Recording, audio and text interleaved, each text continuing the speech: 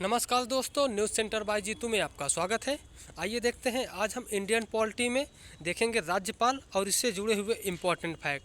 तो देखते हैं सबसे पहले क्वेश्चन नंबर 1। राज्य की कार्यपालिका की शक्ति राज्यपाल में निहित होती है, ऐसा किस अनुच्छेद में लिखा है?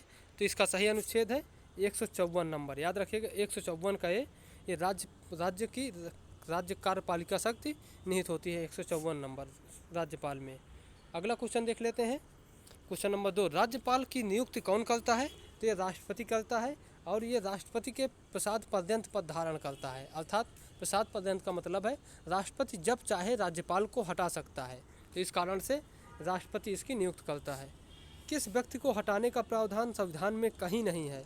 तो ये राज्यपाल को। याद रखिएगा राज्यपाल को हटाने का संविधान में प्रावधान नहीं है, इसको राष्ट्रपति जब चाहे हटा सकता है। अगला क्वेश्चन देख लेते हैं। राज्यपाल का कार्यकाल कितने वर्ष का होता है? तो ये 5 वर्ष का होता है। अमूमन इसका 5 वर्ष का कार्यकाल होता है, लेकिन राष्ट्रपति इसे कभी भी हटा सकता है।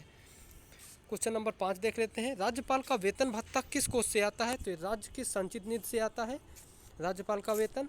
वहीं यदि पेंशन की बात की जाए तो ये फिर केंद्र की संचित निधि से आएगा। याद रखिएगा वेतन राज्य की संचित निधि से, लेकिन यदि पेंशन की बात की जाए तो वो केंद्र से आएगा।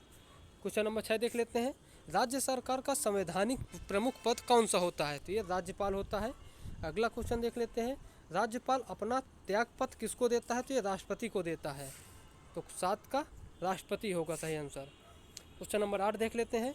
राष्ट्रपति शासन के समय राज्य का संचालन कौन करता है? तो राष्ट्रपति शासन के समय राज्यपाल राज्य का संचालन करता है।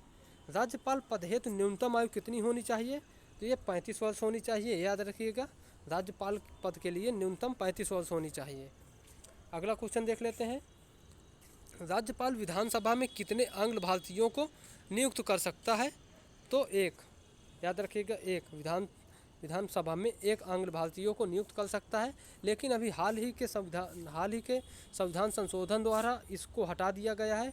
अब राज्यपाल को विधानसभा में कोई भी आंग्ल भारतीयों को नहीं नियुक्त करना है। तो ये याद रखिएगा विधानसभा में कोई भी नहीं नियुक्त कर सकता, जबकि विधान परिषद में अभी भी 12 पदों को नियुक्त करता है।